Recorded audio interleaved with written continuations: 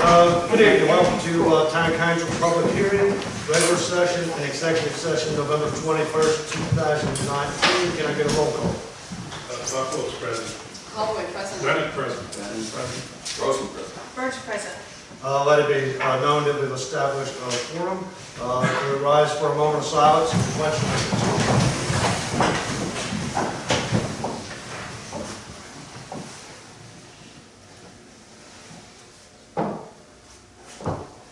I pledge allegiance to the flag of the United States of America and to the republic for which it stands, one nation, under God, indivisible, with liberty and justice for all.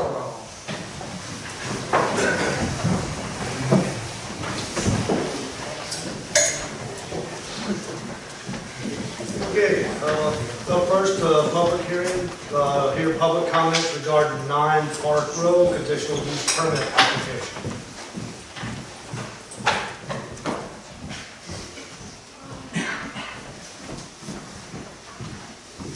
People sign up on the wrong form rather than the public hearing, so I don't believe we have anybody for the public hearing. Okay. I'll make a motion that we close public hearing. Second. All in favor? Opposed? Recognition of visitors, presentations and recognitions. Tree Advisory Board proposal, Ms. Barbara O'Hara.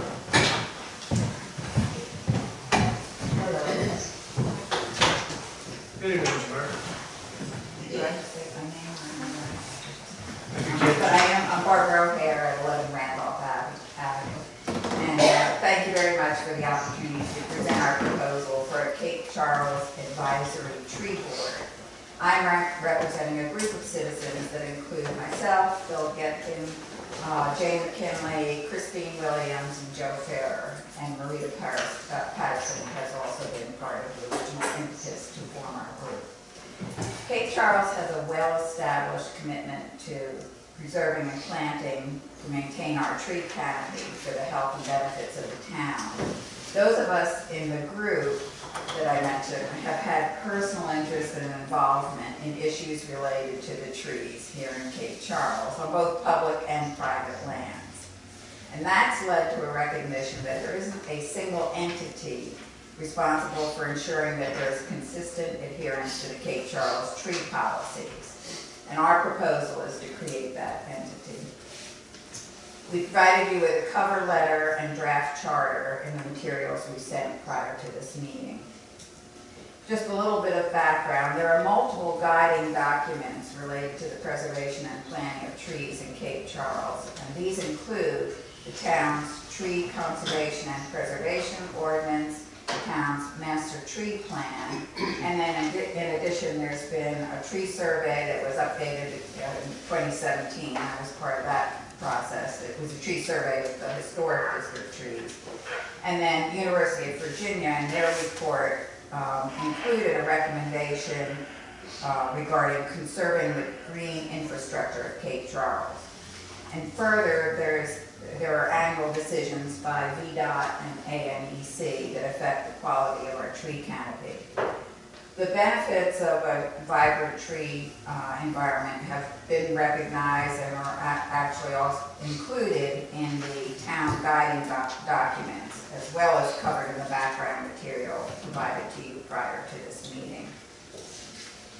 But very briefly, as noted by the Arbor Day Foundation, a healthy canopy can reduce energy costs, ease storm water management, and help with erosion control for the town. Provide health benefits to its citizens through improved air quality, increase property values through aesthetic appearance and lower energy bills, provide beauty, character, and a sense of history to the community. So what the board would do, as presented in our draft charter, would outline 6 responsibilities.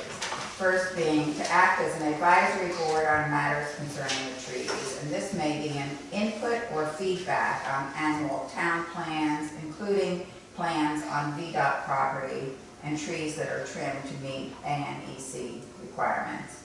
Second, to serve as an appeals panel on decisions to remove trees under terms of the tree ordinance. And we recognize that there's currently a process in place. Assist the town in periodic review of the Cape Charles Master Tree Plan. Fourth, participate in educational campaigns directed toward town residents to increase appreciation of benefits of a healthy tree environment. And actually, that's part of what's been happening as to why they've been coming to some of us, is that the good news is that there are citizens, town citizens, that are saying, well, should I cut this tree down or not? So, and then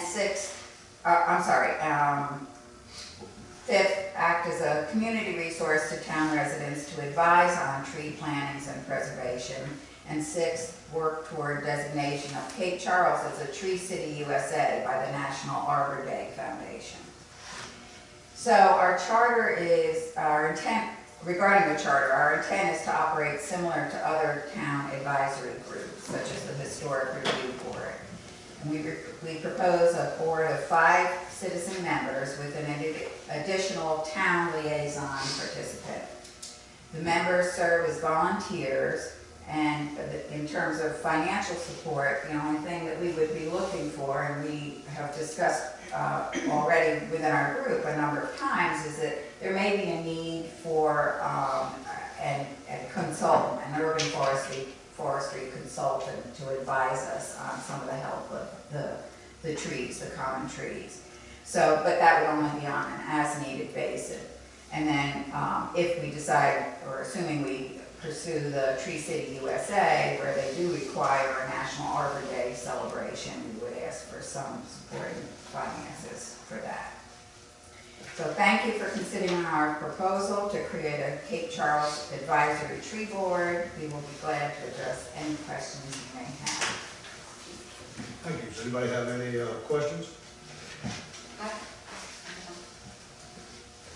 And you may have said it and I missed it. How frequently would you plan to meet, just with needing the staff support? I was just curious what the frequency would be. Well, we haven't put our bylaws together yet. We were waiting for this charter approval, but we're thinking maybe quarterly, As needed. as needed, yeah.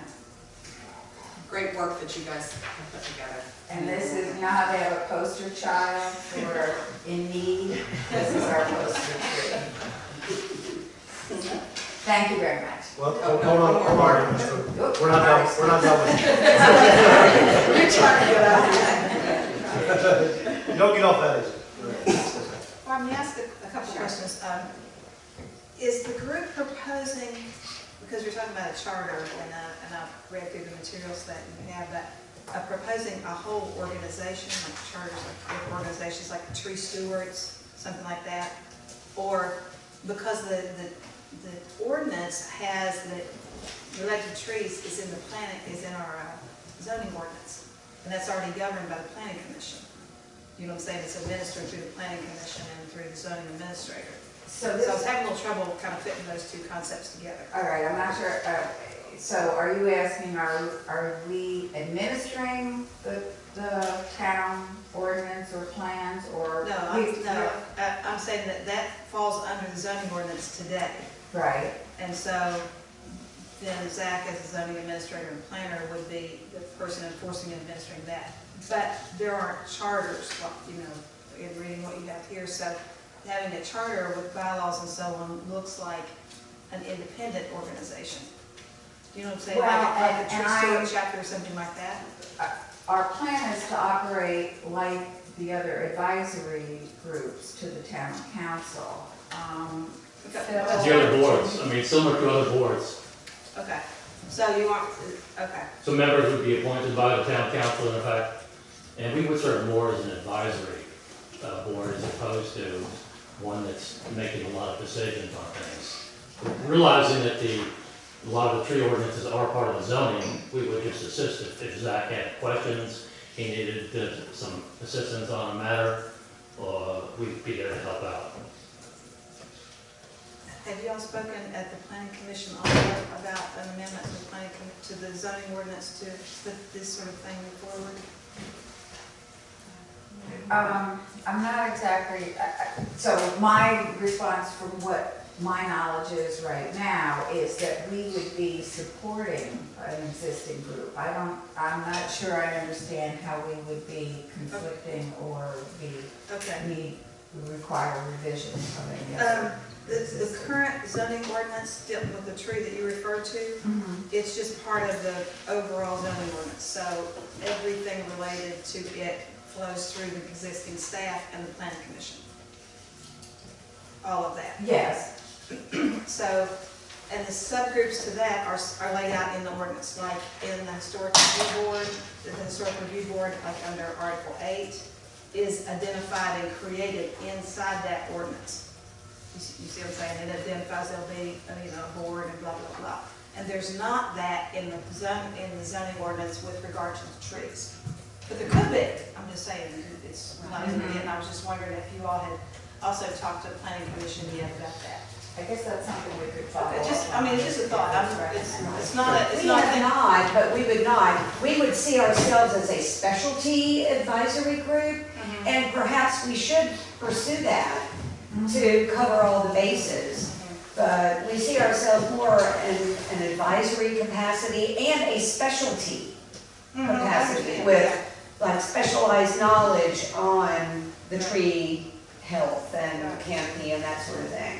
I understand that, Barbara, thanks. could you see it as like a Central Park Committee? It's a group of citizens together, working on the park,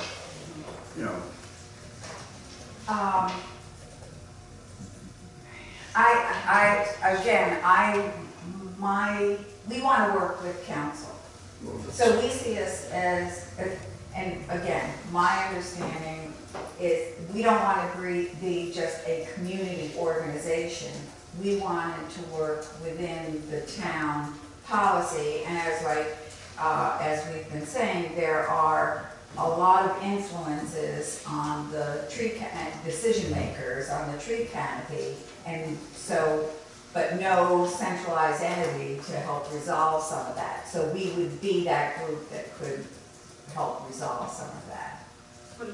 Would it be similar, I may be completely out there, but similar to our harbor group, that's an advisory group to the harbor area, to the harbor itself?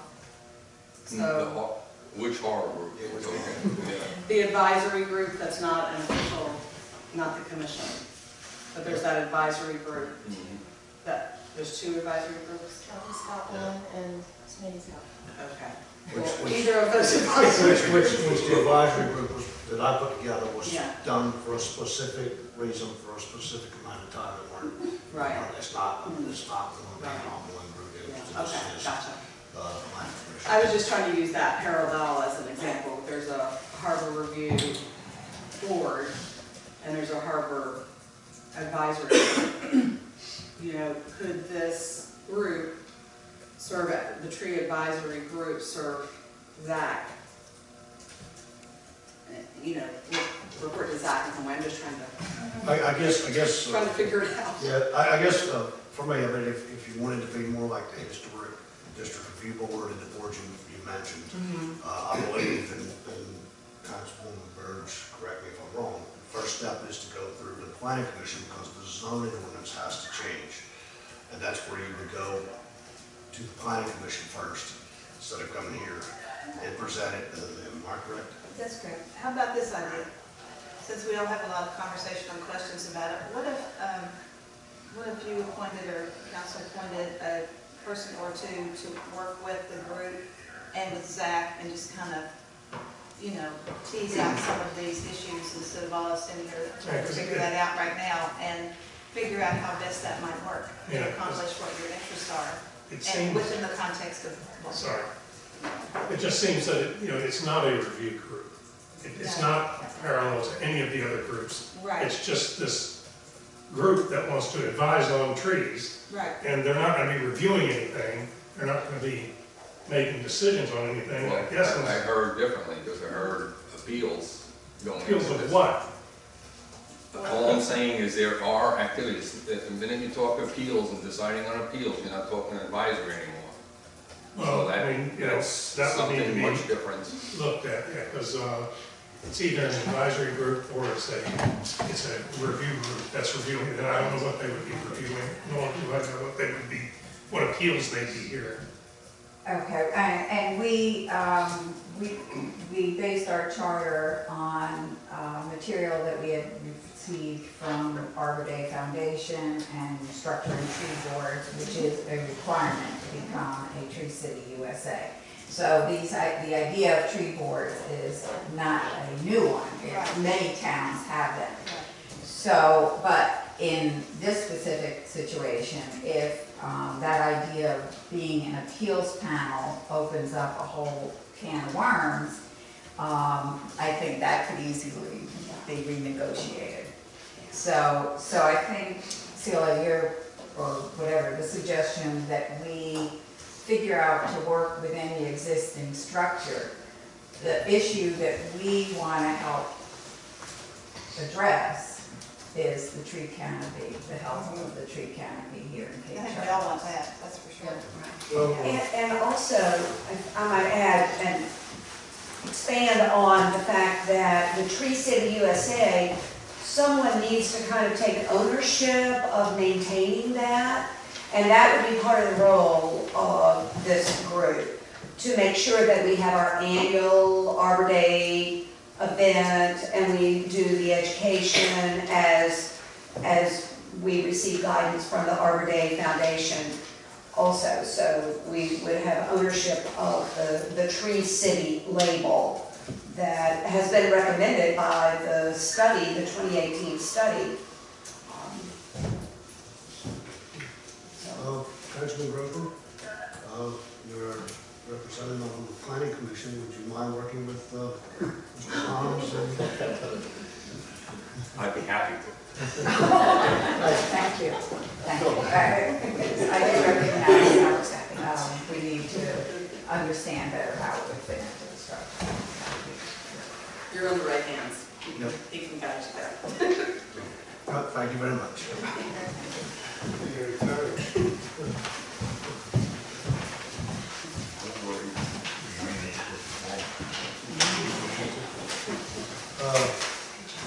Public comments, 3 minutes per speaker. Spencer Murray? And you got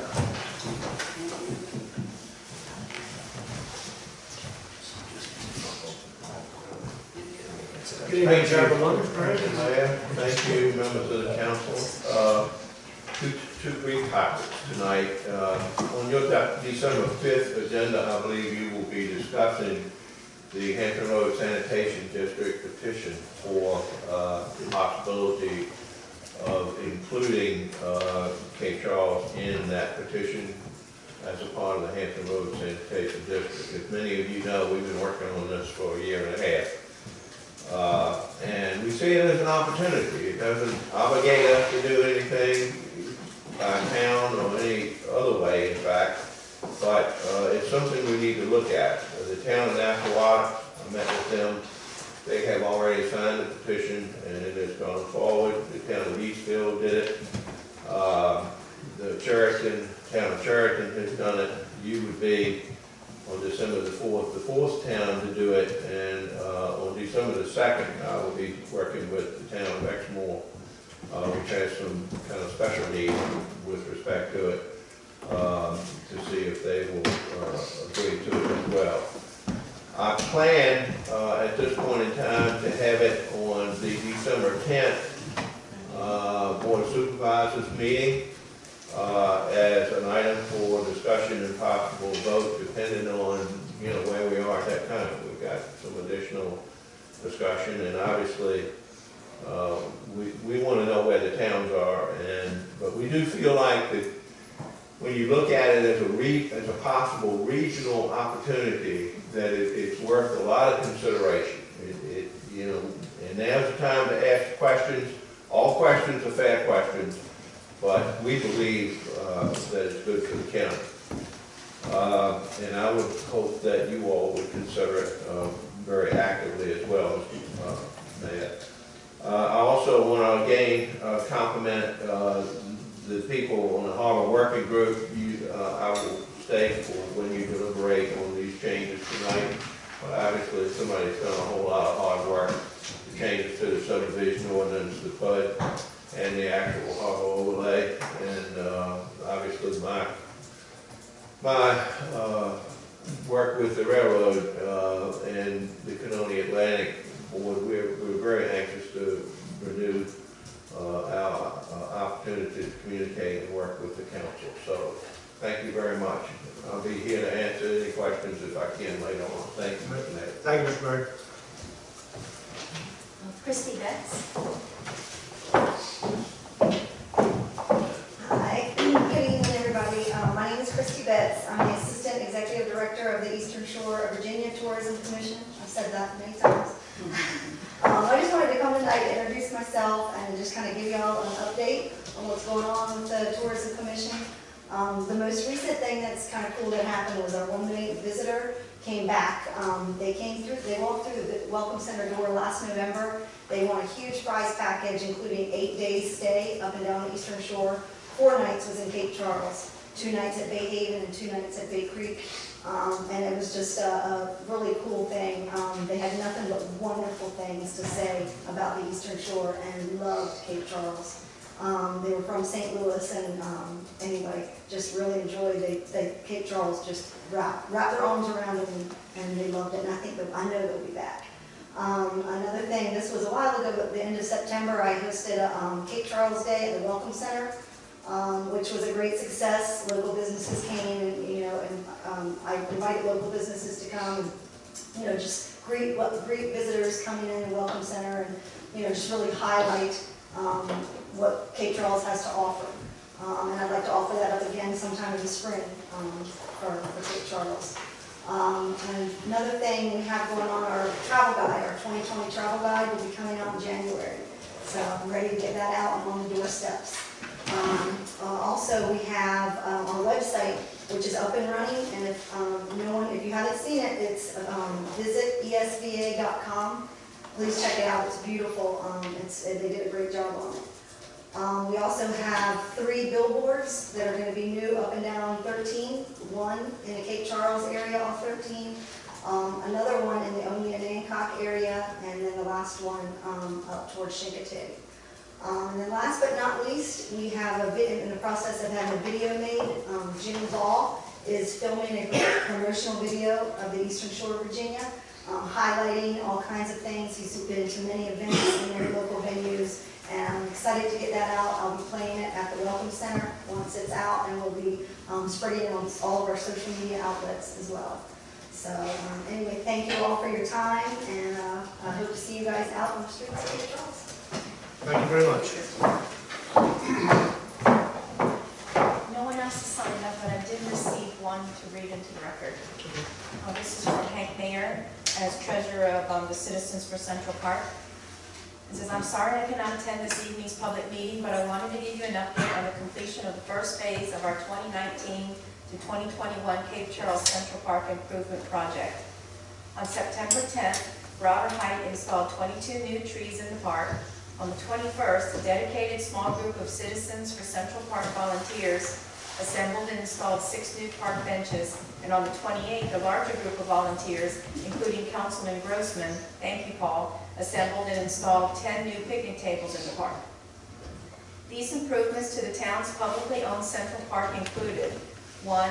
Planting 5 crepe myrtle trees and 2 elm trees in a semicircle in the interior of the grass area just east of the flagpoles. New park benches and picnic tables were placed on the now shaded concrete pad. 2. Planting 2 Zelkova trees to fill in and add to shade at each of the north and south nodes of the park. 5 new picnic tables were added to the south node to provide places to sit and enjoy food from vendors at various park events. 3. Planting 11 bald cypress and river birch trees in the swales that capture and control stormwater runoff from the park into the bay. And 4, adding park benches and picnic tables to the north node, children's playground, and the town's tennis courts. The total cost of these improvements to the town's public property was $16,700. No taxpayers' funds were used. Private individual memorial donations that were solicited by CCP contributed $9,450 toward this cost. CCP's sale of margaritas and solicitation of donations at the Harbor for the Arts Festival concerts this past summer covered $7,250 balance. In total, the town's residents and visitors benefited from $16,700 in physical improvements to the park and 10 summer concerts that attracted 5,000 attendees, all from an investment by the town council of $8,000 toward the cost of the concerts. Thank you, Mayor Smitty and several council persons who have expressed their support for our efforts. Greater thanks go to all those who have made personal financial contributions and volunteered thousands of hours to help make Central Park what it is today. All right, thank you, Libby. Next, the consent agenda. This may I have two changes I'd like to offer for Okay. consideration. Right. The first is 9 Park Road conditional permit application. I would like to propose it become a new business item with the town council to pass judgment on the acceptance of that tonight, as opposed to waiting for that and having to see this again. That's my first motion. Second on that. Move that to an action item to vote. It's an accessory dwelling unit. Second. Okay, discussion? So why do you want to move it? Just so that we don't have to see this again. It's pretty straightforward. I have a little bit of discussion on that. This 6 members of council that's sitting up here, 3 on one side and 3 on the other side, agreed that we would not vote on anything the same day we held a public hearing for it. So I have a little bit of hardship with that if we're setting precedents for something else, so that's my discussion. That's why I was hesitant, I couldn't remember if that was what we had decided, but I didn't ask the question until we got to this place. Come on. Well, let's say that we had no additional public comment. It's already gone through the procedure. Had we had more public comment, there would be more deliberation. I agree with that. Think about, so that would be a, extraneous factor on setting it for tonight. There's no public objection or comment of any kind. That is true. I mean, that can be an exception, but that was not. I understand. That's why I think that might be exceptional in this case, but, in general, I do agree with you. Got a motion, got a second. All in favor? Move it. Aye. Okay. Second item. Gonna put that under new business, item 9F. For action. The second item is to move under the consent agenda E and F, the setting of public hearings. Those are action items that we should be voting on. And I don't feel that they should be put into the consent agenda format here. We should also have the opportunity to question the content and determine whether or not council has enough information that when eventually we have to decide we have it now. But it opens up, I'm not looking just to set a public hearing. I'm looking for an opportunity for council to ask questions on the application right now too. Not for approval, just to be able to ask questions. So I'm looking for that to be moved down to new business. E and F. Anybody have any objections to that? Can I get a motion to move, I can hear a motion, I get a second of those items. Consent agenda. Any discussion? Yes. It really isn't up to us to set the public hearing. If the application is complete from staff, we don't ever look at that application. If it's complete, the staff says it's complete and ready to go to a public hearing, it should be. I mean, it ought to be set. And it can be set, as far as I'm concerned, in the consent agenda, as long as it's, there's enough time and meets all the publication requirements and all that. So I would disagree with you respectfully about that particular issue. All right, the other aspect, I understand that. The other aspect, though, it opens up the ability for town council to ask any questions on these applicants. So I don't think we should be asking that until we get to the hearing. Okay, well, I don't think so. the subject is, what I don't want, in my mind, happen is we have a public hearing like tonight, and no comments are made, and just take Park Row as the example, and it comes back to the next council meeting, and somebody in the council go, oh, I don't like this, and it stops the process. Council should be able to have the opportunity to express their opinion earlier in the process, rather than on the last day and go, oh, no, it's gone through all these reviews. That's all I'm trying to do, is open it up for the opportunity for council. You may have no comments tonight, but right now, we don't have the opportunity. Right now, we're setting a public hearing. That's all for these two items.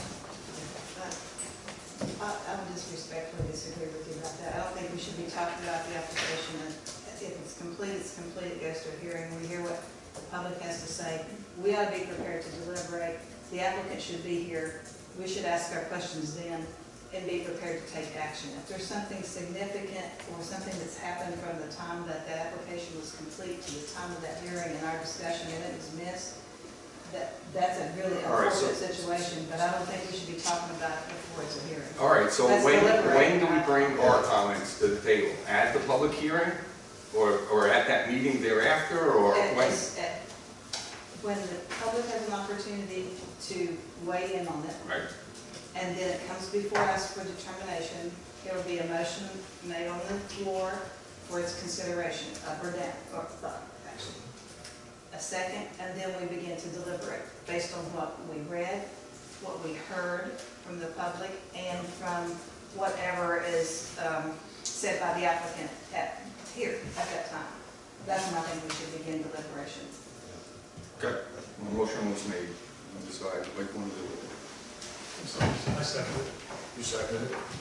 Any more discussion? All in favor? Aye. All opposed? No. No. All right. Motion denied.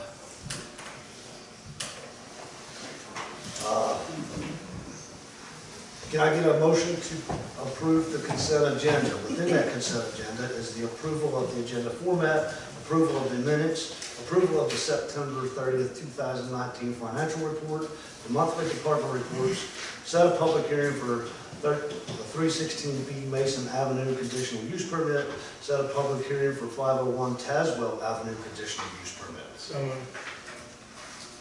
Second. All in favor? Opposed? Unfinished business. Harbor Working Group proposed zoning ordinance text and zoning map amendments. All right, thank you guys. Pretty sure everyone knows all about this at this point, but just a brief overview. So at the September 3rd Planning Commission meeting, a motion was made to recommend Town Council approve the proposed text amendments and the proposed overlay as submitted with one commissioner was opposed. And these specifics are specifically what the text amendments are. There's definitions that are being updated in section 2.9. There's the Harbor District, section 3.9. And plan unit developments, section 3.12. And then subdivision ordinance, appendix A. And then there's also the Harbor Area District overlay that's going to be identified to where we can actually put that on our zoning map to be legally enforced. And I am recommending that you approve the proposed text amendments and zoning map amendment as proposed. Can I get a motion? I'd like to motion that we approve the proposed text amendments and the proposed zoning map for the Harbor District. Second. All in favor? I have a question. Oh, I'm sorry. We've done over this a lot, I recognize it. Zach, I don't remember this one paragraph that increased the impervious surface allowed to 80% from 60%, which was section 3.12.E under the plan unit development section. What was the reasoning for that? So the reasoning for that is if you look at, let me get my numbers correct, same plan unit development, J, B, J2B, sorry, so there's streetscape design standards, which include the landscape zone, a sidewalk clear zone, which they would be implementing the sidewalk, or adding in the sidewalk, and then also supplemental zone, which in non-residential multifamily and mixed-use developments shall be hardscape. So that requirement is increasing the impervious surface that they're required to put in, some on their land. The supplemental zone, which is the reasoning for the supplemental zone that's put out here, is that's going to be like on Mason Avenue where the merchants can put out their items, and it's kind of like activating the street. So that's going to be a requirement with a PUD. And so that increases it. And then also another thing, so where you identified where the increased impervious surface under E, the things that it doesn't include are the required landscape, sidewalk clearing, supplemental zones, and then public roads. So they're going to be developing the public roads in the harbor area, or in any area that is going to be a PUD essentially, because all PUDs believe they're not allowed to have private roads. So those are the reasons for the increased impervious surface coverage. No, that will also be an increase in stormwater management. That's exactly true. Yeah. For sure. Any more discussion? All in favor? Aye. Opposed? 8B, proposed text amendments to zoning ordinance section 8.20. All right, so this is Article 8, just a brief overview. One of the proposed changes that were recommended in the historic district guidelines was to allow for the historic district review board guidelines, any updates to them, to be reviewed ultimately and adopted ultimately by town council. And so that this specific text amendment would make that possible, make that requirement.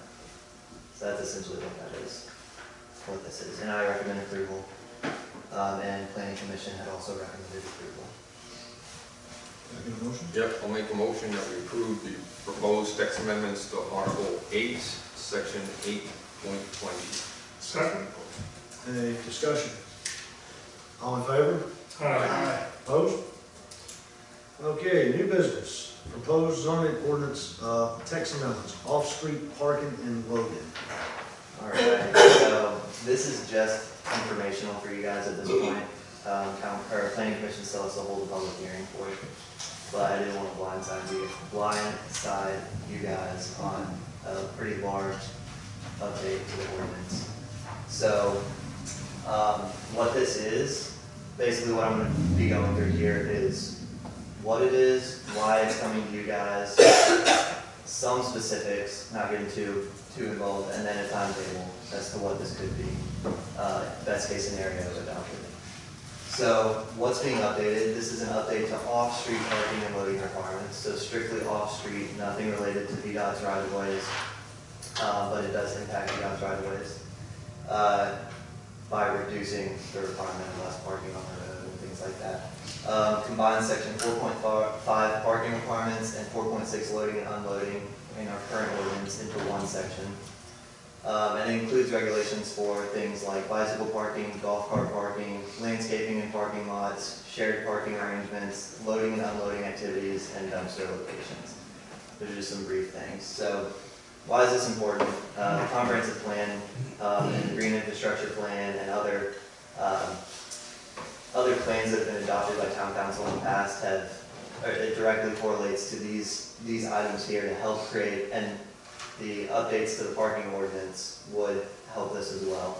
So it helps create a more walkable community, prioritizes pedestrian safety, enhances multimodal transportation opportunities, enhances the aesthetics of the town, promotes good health for citizens and visitors, promotes economic growth, and helps manage stormwater runoff. So these are some identified things.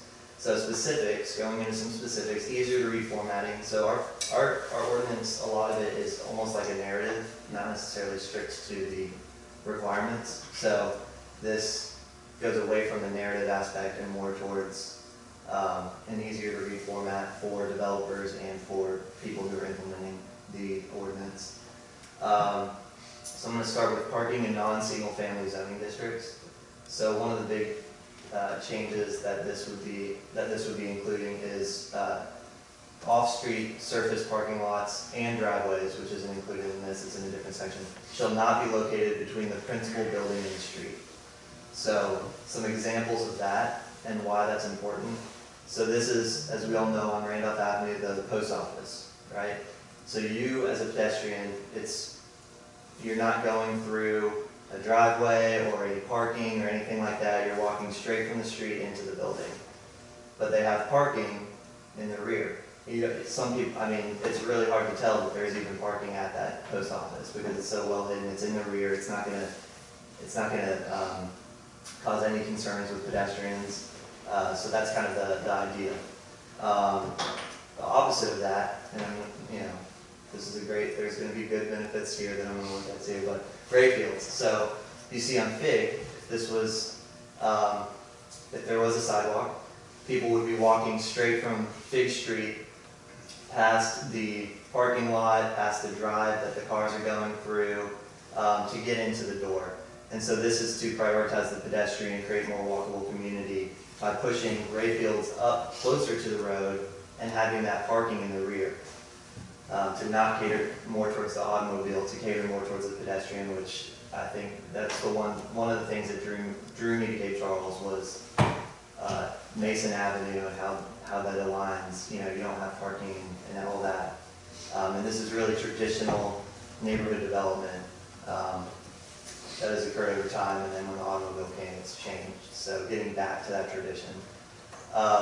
Another specific parking in non-single family zoning districts, again, all commercial or all non-single family zoning districts have to be paved. So they would have to be paved per what we already have in our ordinance. Nothing's changing there. But they would also be allowed to use permeable pavers if they chose. I believe it's probably more expensive, but some developers might like that. So instead of this, where there's no delineated parking, how many parking spaces are provided in there? We don't know. Where do you park? Where's the drive? To gray fields, where you have an asphalt drive or a concrete drive. You've got specific parking identified, things like that. So that would be a requirement. And then this is an example of permeable pavers, and we'll actually come to that too again. So landscaping and parking lots, moving towards that or forward.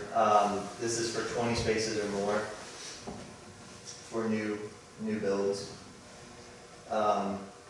So I'm just going to go through diagrams that is going to explain the text because it's more, I'm going to just bore you with the text. So on one up at the top, you have one of the requirements would be you can't have 10 parking spaces in a row, not more than 10 parking spaces in a row without a landscape island in between.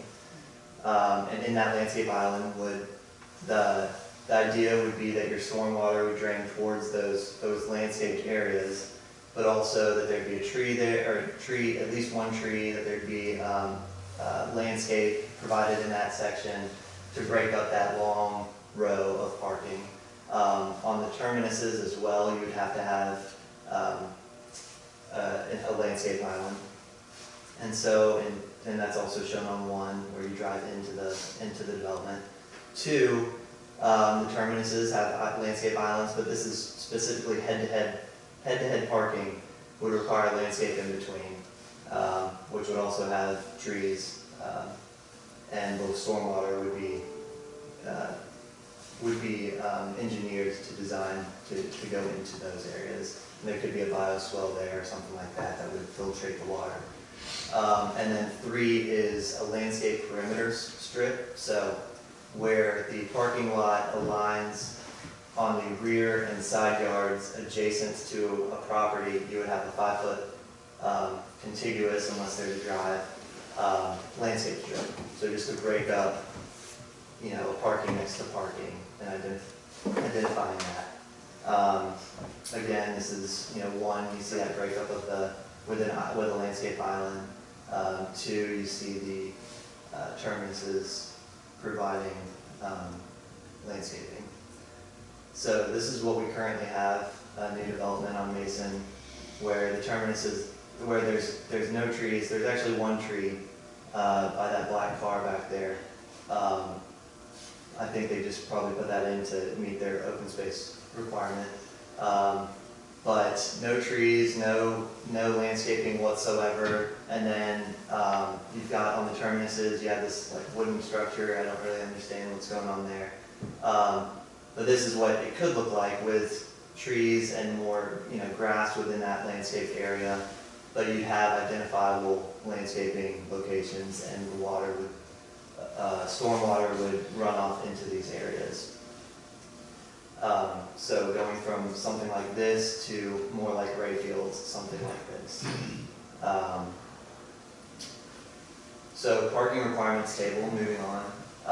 This is in our owns currently, and I'm just showing you an example of this. So on the left, it'd be the land use, and then you have subcategories and subcategories. So you have residential, but then you also have single-family residences, multifamily residences, and then on the right, you have what the minimum parking is required there. So it would be 2 spaces per dwelling unit for a single-family residence, other than R1, other than in the R1 zoning district, which is the historic district, which otherwise you would not have to provide that.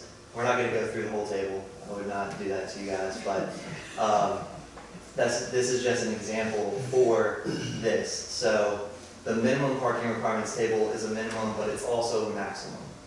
So you have a minimum amount of parking that you're supposed to have, but you also have a maximum that you can't exceed, both of which, if you want to go lower than the minimum, has to get approval by BZA, or if you go above 110% of the minimum, you would have to get approval from BZA. So you're allowed a little flexibility of 110%. So for instance, if you are required to put in 20 parking spaces, you have 2 additional parking spaces that you could put in by right. However, if you keep going down to B, between 100 and 110%, that has to be grass paved or grass creeked, like what we talked about. So those two parking spots would have to be impervious, or not, sorry, it would have to be pervious pavers. So you're not including an additional impervious surface when you're going over that 110 or 100%. Again, with the table, so there's a lot of additions, such as marinas, the land use that weren't identified.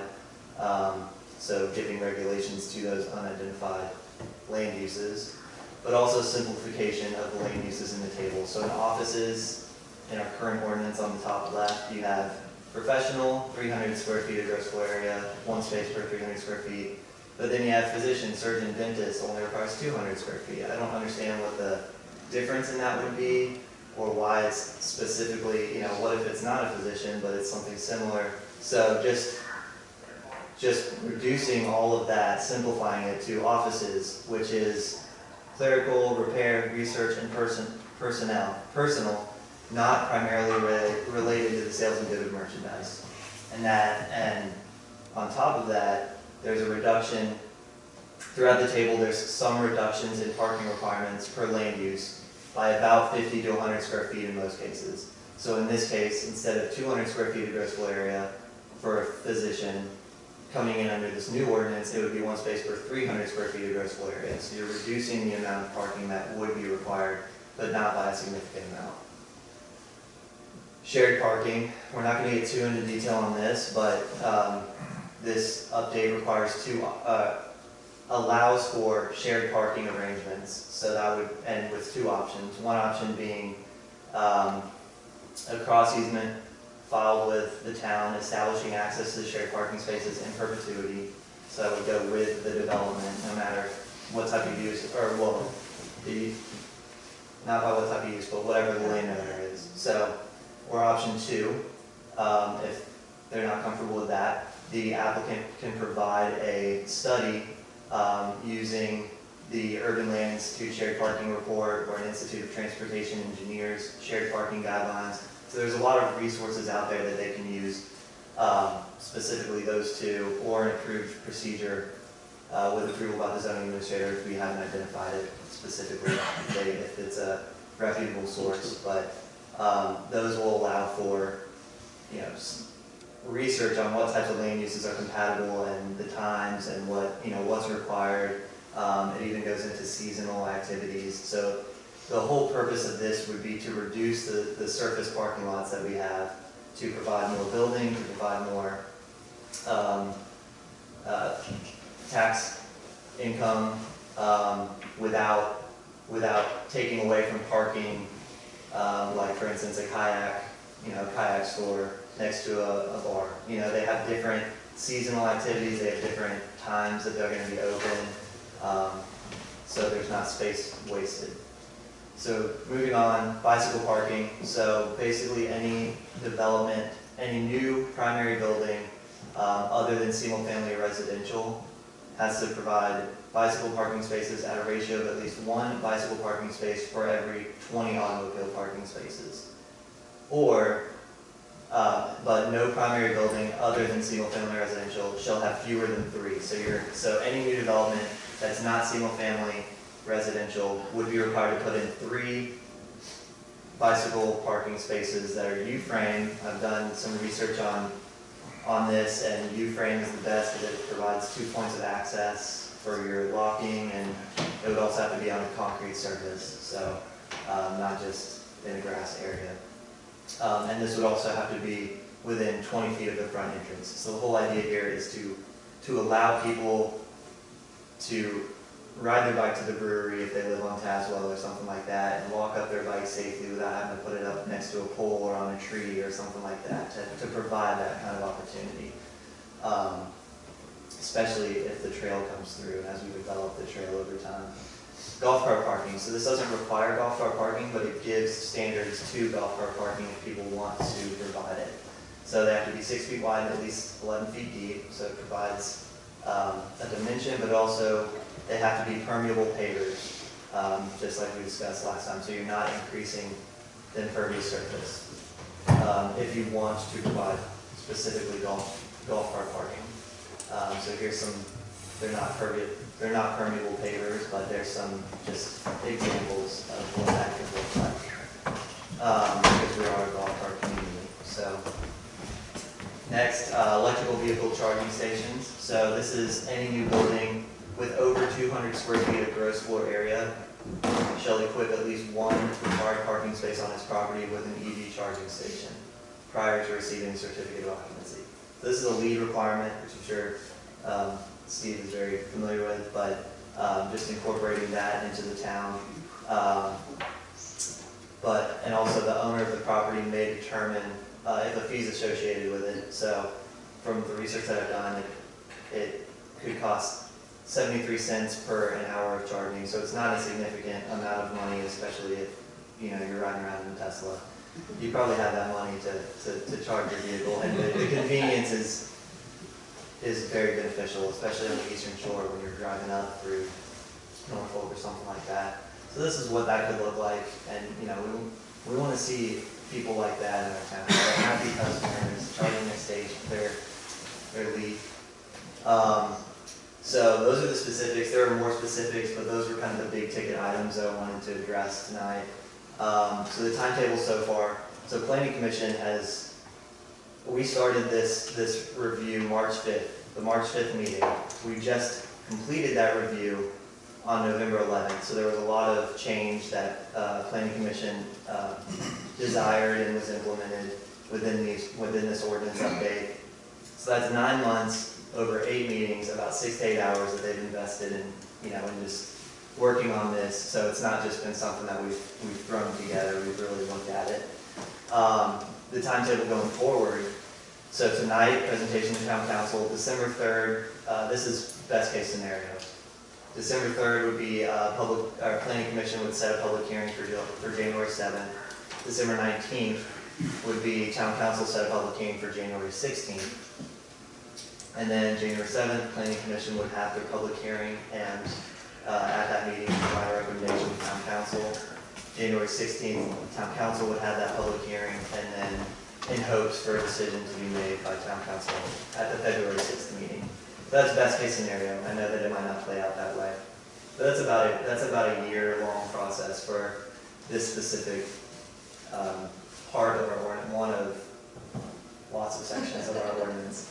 But I think it's most important with, the reason that I identified this first, this parking and loading to tackle first is because, especially with the harbor being open to development, I think it's critical. The way that your parking is designed is the easiest way that you can create a more walkable community and extend this historic district into the walkability of the historic district into the harbor and south of the harbor. There's a lot of opportunities for development there too.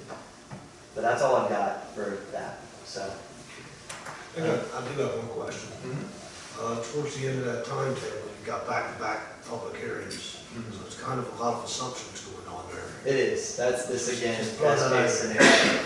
It's a lot of assumptions that you guys love it and have no problem with what's being proposed to you. I got a question. Are we trying to promote this now, or are we really can't? Like the news 184, for instance, was proposed. Oh, no, so until you make a decision on this, we can't. They're proposing a shell drive and yeah, things like that. So they're going under the current ordinance.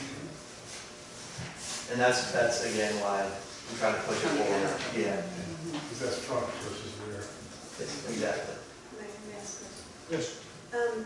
Do you have anything written on dumpster location? Yes, in the rear, 5 feet from the property line.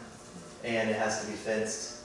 I didn't add this, actually thought about adding it, but it's got to be fenced in on all sides, and not with wood, but with stone, brick, or stucco.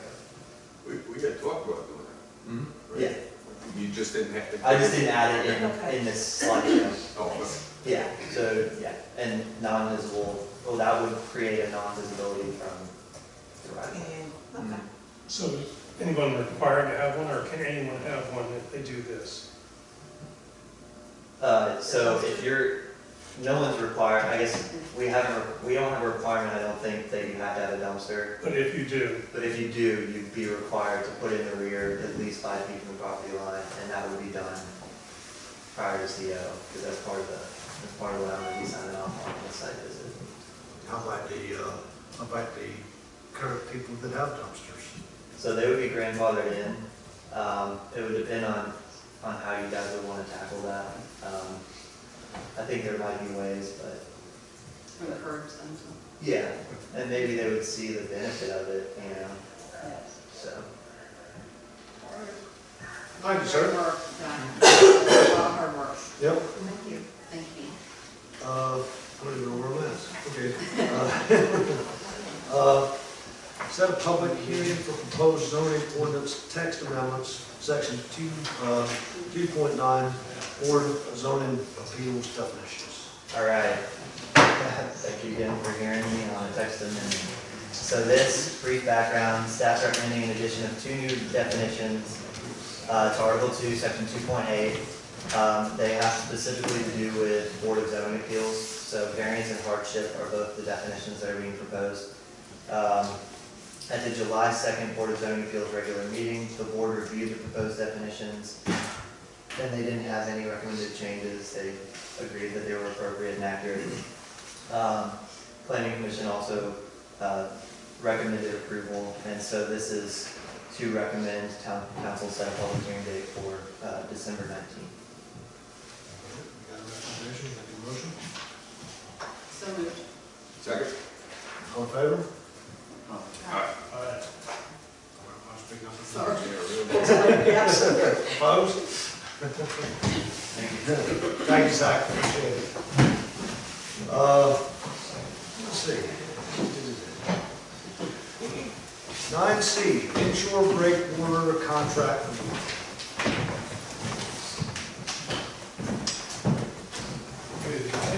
Good evening, Mr. Pike.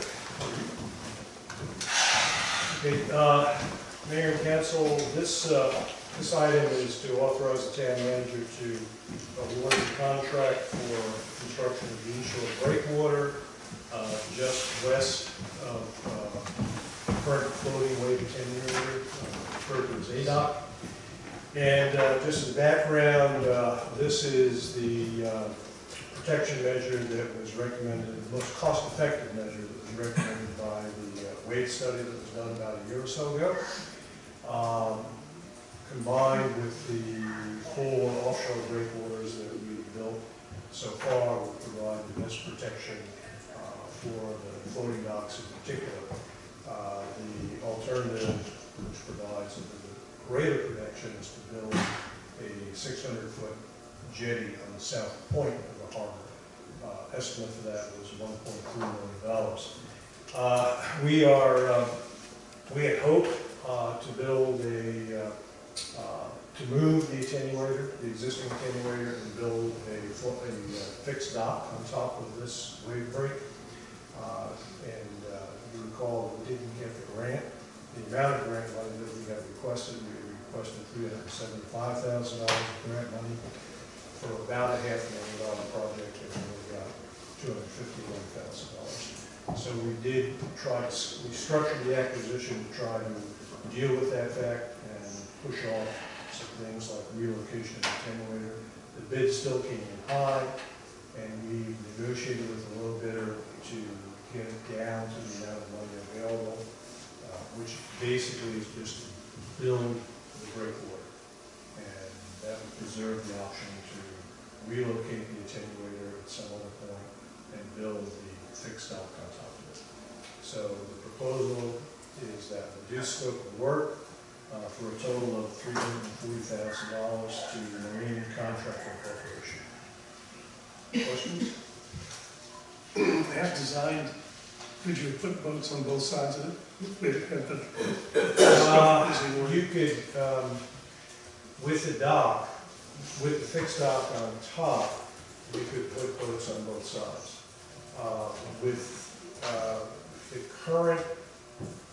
current scheme, where we would have just the breakwater, you could still put boats on both sides, but on the west side, between the floating dock and the breakwater, they have to be shallow depth because you have batter piles that come down at an angle.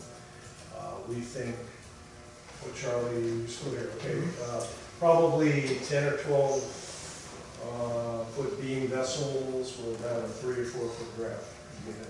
But you couldn't get anything in there like the Kalmar Nicola or anything. But typically, they dock east-west right in front of Shannon on the other side of the dock.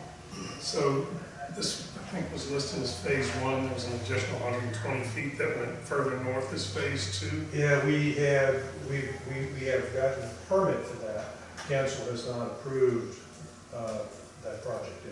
Did the wave study recommend the full 240 feet to get the effect that was noted in the wave study, or is this 120 feet? Just the one point. Yeah, that's where I'm looking, that this covers what the study covers, so I'm happy with the scope of this. That's correct. And then I was talking with Bob and Charlie, by doing this, ADOC will not move and he won't lose any revenue off of docking. I looked at it. Does it got batter piles going both directions? No. I thought they were all going batter piles go back. They go back. So if you put something on the west side, what's restricting it if there's no batter piles there? Well, you wouldn't put, without building a fixed dock, you couldn't put anything on the west side. Okay, I thought you said you could, but you No, you had to be shallow draft. No, you gotta put it on the east side of the breakwater, in the space between the breakwater and the floating dock. The west side, right? West side. The west side of the floating. So I thought dock. the floating, the attenuate. Right. I thought that was going to be right up against the back. No. It'd be about, the design has it 15 feet. We'll probably move that just a little bit further to allow wider being vessels. So that you can still use both sides. You can still use both sides, you just depth limited on the docking on the west side of the utility. So that has to be moved for that to happen. Is that correct? No, A floating dock. no, You're just gonna build the new one. yeah, Less than that. just what. 20 feet instead of 15, I mean, it's not a permit issue. No, it's not a permit issue. And it would have been built 15 foot west of there. Because you had about a 10-foot dock up top, and then you had to have a gangway coming down from the fixed dock to the main floating dock.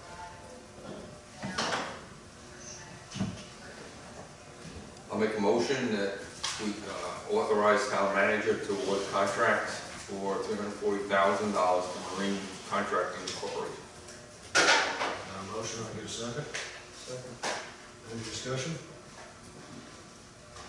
All in favor? Opposed? Thanks. All right, thank you very much. Item E, commercial rehabilitation, partial tax abatement, Cape Charles Brewing Company. No, wait a minute, I missed D. Reappropriation of FY 2019 budget for late invoice. Good evening. This is just a financial administrative matter. We never received a bill for the labor for the work that was done in the Shandy parking lot. In the spring, when work was done, we didn't get it until after the date was finalized, so we were able to pay those bills. So we are asking that, and recommending that council vote to reappropriate the budget funding from fiscal year 2019 as listed above in order to make the final payment without impacting this year's budget. Make a motion? Make a motion that we reappropriate budget funding to cover this particular invoice. Need a second? Second. Any discussion? All in favor? Aye. Opposed? Thank you very much. Thank you. Now, commercial rehabilitation partial tax abatement, Cape Charles Brewing Company. The town of Cape Charles mirrors Northampton County's partial rehabilitation tax abatement, with the exception that the town only allows commercial rehab. A lot of times people don't know that they have to apply to the town as well. It's happened several times. A little over a year ago, it happened with the Williams, the grading business, and council did grant them the exception that they didn't have to apply. So staff is asking that council vote to allow a retroactive partial tax abatement for the year beginning 2019. And all their documents are in order. And in the next 9 program years, we'll follow up the building, and the amount of the tax abatement for this year, 2019, will be $1,139.13. I'll make that motion. I'll second. Can I ask a question? Yeah. So, this keeps the tax at the pre-approved value, is that what, For the destruction. for the 10-year period? Correct. Okay. It's a nice benefit. It is, okay. Any more discussion? All in favor? Aye. Opposed? Thank you very much. Appreciate it. Up next, item 9F, 9 Park Road, conditional use permit. All right, so this is a conditional use permit for an accessory dwelling unit at 9 Park Road. They would like to convert the second story of the detached garage that currently exists into an accessory dwelling unit with a dwelling located on the second floor and a garage located on the first. Zach, can I just interrupt for everybody's benefit? It's on page 3 of the agenda. Yeah. Just searching. Okay. The applicant has stated that they do not plan to rent the accessory dwelling unit. There is a driveway big enough for 2 cars to park, along with 2 spaces in the garage, and there are no exterior changes proposed. Staff did not provide a recommendation, but if they did, it would be for approval. Okay, well, we've had a public hearing tonight, and nobody commented, and staff recommends approval. Can I get a motion? I make the motion. Second. All in favor, any discussion? That's one question. So this is one of those where there's 1 meter, 1 account. right? If they're Just- not just to be going to, clear, if they're not going to rent it to Right. someone that's not family, Right. No, then they don't need it. the question is, the electric comes from the main house. I thought you said Water. Both, the whole thing. I can only trust the water and sewer, and if they're not going to be renting it, then they only need one meter. They're gonna work it all off of one. The Okay. one. Even on electric, you only need 1 meter. I mean, but if we did rentals and it's being rented out on a water meter, that's been our. Well, that's why I was asking that question, because we, argued through all that point. They can put a sub panel on there, split it off the thing. Particularly with regards to the water meter, we want accessory units. Correct. But those people who objected to an additional water bill for one, if it's for use for that family, Correct, right, correct. that's where there's no additional. Okay, Correct. just making double And sure. if they do decide to rent it down the road, if they're able to do that, at that time they would pay the half, we'll obviously run the full charge. Okay, and will that be contained in their permit? That use, that it's family use only? This is our first one. Okay, I think we should. And so whatever formal approval that they get, it should be identified, that that's part of the terms of this, and if that changes, we want to make sure that gets. Yes. Thank you. Any more discussion? All in favor? Aye. Opposed? Thank you all very much. Mayor and council comments, I'm gonna go first tonight. Don't have a whole lot. The only thing I would like to say is congratulations to Councilwoman Birch for her water nomination. Thank you. Many steps to go, but thank you. Yes. Other than that, appreciate everybody's work in the past couple weeks. Vice Mayor Bennett, what do you got? I have nothing further to add.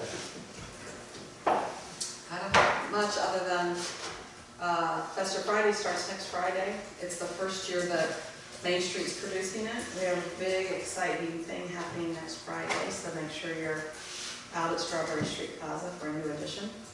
Hopefully you picked up one of these, some great things happening This is not tomorrow, it's next week. next Friday. You got No, work to do somewhere. you've got some work, you've got some Santa house decorating to do. The only thing, I hope I'm step on those toes when I say this. We got That means he is. kind of, we got Kyle Meyer coming into town, and I would extend a invitation to you guys to take some time out of the day and meet with him to go over the whole Main Street thing and what impact it's going to have on town. It's December 7th, it's coming? 11. Kyle Meyer Be is here all day. the Virginia Main Street representative that's to our area, just in context of that. He's come when we first when we were first looking at doing Main Street. He did a presentation to the council. He's been here several times with volunteers and in different sessions over the time we've been working. And he's coming on December 11th because he's preparing us for applying for the full Main Street designation. So the mayor and I have already talked. We're going to try to work out a time for him to visit with it, but I'm happy to work individually, or if two of you want to meet, with him along the way. He's got a limited schedule because he's going up to Amancock on Thursday the 12th. But I'm happy to coordinate anything. If you have an interest, we'd love for you to sit down with him. It'll give you a good indication of what exactly is happening here. I mean, we were chosen for downtown pilot for a specific reason, is what we've done in the last 2.5 years. So, and he's one of the judges too, when it comes to full affiliation. So, it'd be nice if you guys could take some time to meet with him and get a better understanding. But get any of your questions answered that you have. I think Okay, that's good thing for you, Chris. Check it out. happy to set that up. I need to know soon if you want to do that. So I'm happy to coordinate that with his schedule. I did get to see Kyle today. I don't know if you did, Paul. There was a lot of people at that conference. Yeah. But he actually selected Kate Charles to present in one of the sessions, so I did that for us today from Main Street. So I got to see him today. That's about Main Street for them, which is pretty big. That's all I got. Councilman Bennett. Bon voyage to our treasurer, which I hope she paid with her money her trip to Europe, leaving tomorrow. All right. Awesome. Have a wonderful time. You'll have to call, listen to my voice and not sound like I'm 2-year-old for Christmas. Just so you know, just so everybody knows, I have directed her to set up some sort of worm, virus, or whatever, if you email her. Her computer is We will all be alerted. You're on probation. Go back to your vacation now.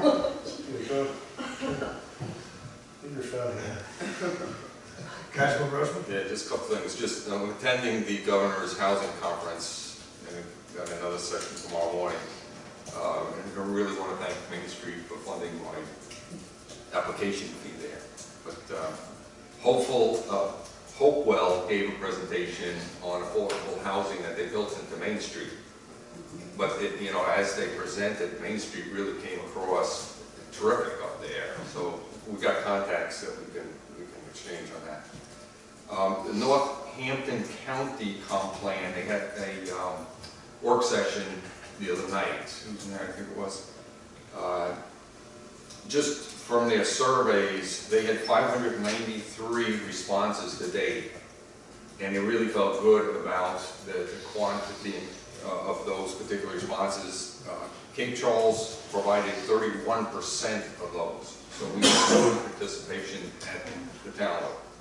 I just reemphasize, we still have our survey going on. If you can reemphasize to people that you know and get them to fill out, we need more. The last thing is just an update. I keep you advised on this potential for a VHDA grant in the housing area that I'm working with Charlie Tolikowski is, again, it looks at the grant to have an expert come in and look at our ordinances and code to see what barriers we have in there, or what we could relax to better incentivize workforce housing, okay?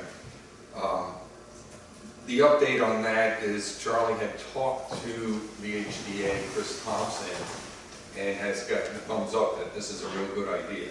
Great. So Charlie and I are right now putting some talking points together to kind of start on a scope as to what that looks like. So I just wanted to keep you apprised of that. Thank you. That's great news. Great. Councilman Birch? I wanted to compliment the trade group, although I don't think anybody's still here, but the issue of canopy trees has been around for a long time, and it really is a distinguishing part of the infrastructure of the historic district and can be of the town at large. And so I was delighted to see that group was thinking about it and wanting to help. And so thanks, Paul, for agreeing from the planning commission side to figure out how that works. I don't know how that fits together yet, but the very fact that the group is so inspired is wonderful.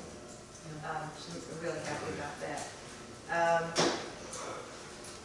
And I really want to thank Zach. He's been working really hard on a whole lot of ordinances here lately, and text changes. And I know Paul and I've been working hard here for all this year. So thank you for that every Friday.